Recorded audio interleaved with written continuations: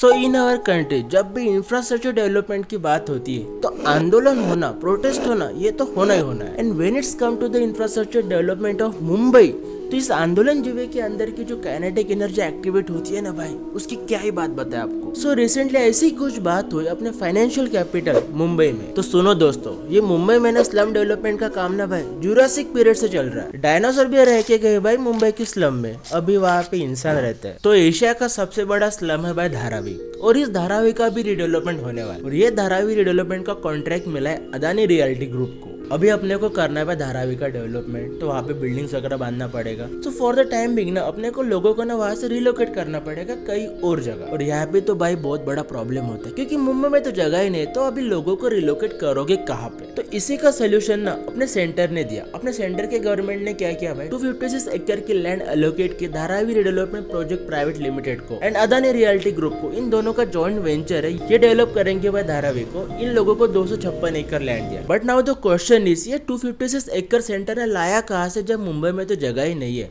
मुंबई में जगह है भाई, मुंबई में जगह है सॉल्ट पैन लैंड की।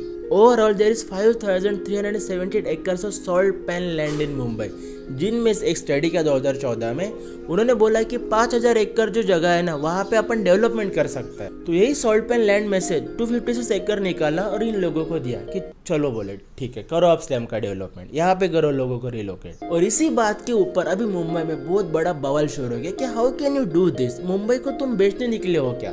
आदित्य ठाकरे साहब का ऐसा बोलना है कि you are selling Mumbai to the business tycoon. But why so, ये सॉल्ट पैन लैंड मुंबई में इतना इंपॉर्टेंट क्यों है, ये आप देखो ना। बट पहले मेरा डिस्क्लेमर ऐसा है, जो भी मैं बातें कहूंगा ना, ये फैक्चुअल बातें कहूंगा।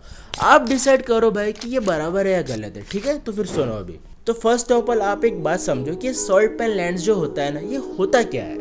तो ये सॉल्ट पैन लैंड्स होते हैं भाई लो लाइंग एरियाज में। तो उसकी वजह से क्या होता है, जब हाई टाइड्स होते हैं ना, तो समंदर का पानी अंदर आ जाता है, और जब लो टाइड्स होते हैं तो यही समंदर का पानी वापस चला जाता है समंदर में, और जो भी कुछ बचा कुचा पानी रहता है उसका इवापोरेशन हो जाता है, और अपने को मिलता है भाई सॉल्ट, और कुछ मिनरल्स भी मिलते हैं। अभी सॉल्ट तो बहुत क्रूशियल है, मिनरल्स भी बहुत क्रूशियल है, पर इसका जो उपयोग है ना ये सॉल्ट पैन लैंड्स का, इससे भी बहुत ज्यादा है। देखो जब भी कभी बारिश होती है ना मुंबई में बहुत ज्यादा, तो मुंबई का जो एक्स्ट्रा जो पानी होता है ये ड्रेन होके ये लो लाइंग एरियाज में आ जाता है, और वैसे वो समंदर में चला जाता है। मुंबई के पानी का ड्रेनेज सिस्टम तो वैसे भी पूरा यानी गाय गुजरा है। And on the top of that अगर ये लो लाइंग एरियाज भी डेवलप हो गए तो ये पानी जाएगा कहाँ पे बताओ। Specially the low lying areas of Thane, Mulund, Kanjurmarg, Vikhroli, ये बहुत ज्यादा इंपॉर्टेंट है। यहाँ पे अगर सॉल्ट पैन लैंड का आपने डेवलपमेंट कर लिया फिर तो भाई बहुत ज्यादा प्रॉब्लम होने वाला है। तो इसी के कारण ये जो सॉल्ट पैन लैंड्स होते हैं ना, ये बहुत ज्यादा इंपॉर्टेंट होते हैं। पर खाली नमक बनाने का अपने को कुछ मैटर नहीं है वहाँ पे,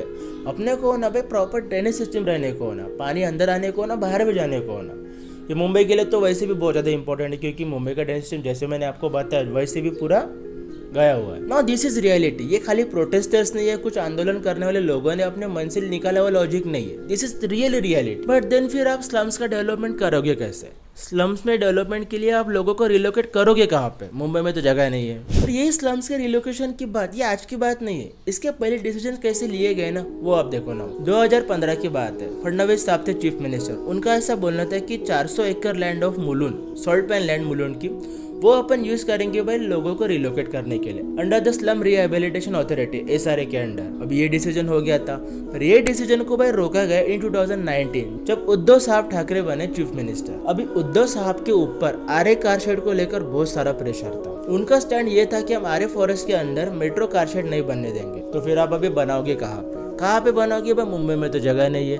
तो वो बोले कि कंजूरमार्ग की जो 102 एकड़ की जो सॉल्ट पैन लैंड है वहाँ पे अपन मेट्रो कारशेड बनाएंगे। तो देखो भाई उद्धव ठाकरे साहब ने कैंसिल किया फडणवीस साहब का डिसीजन, और यही उद्धव ठाकरे साहब ने 2020 में बोला कि हम कंजूरमार्ग की सॉल्ट पैन लैंड यूज करेंगे मेट्रो कारशेड बनाने के लिए। And now again in 2024 centre का ऐसा बोलना है कि 256 एकड़ लैंड यूज करो इस स्लम्स के लोगों को रिलोकेट करने के लिए। आदित्य ठाकरे साहब का बोलना है कि you are selling Mumbai to the business tycoon. तो देखो बात क्या होती है, जब आप गवर्नमेंट में होते हो ना तो आपको कुछ सर्टेन डिसीजंस लेना ही पड़ता है भाई, लोगों का नहीं डेवलपमेंट तो करना ही करना है आपको।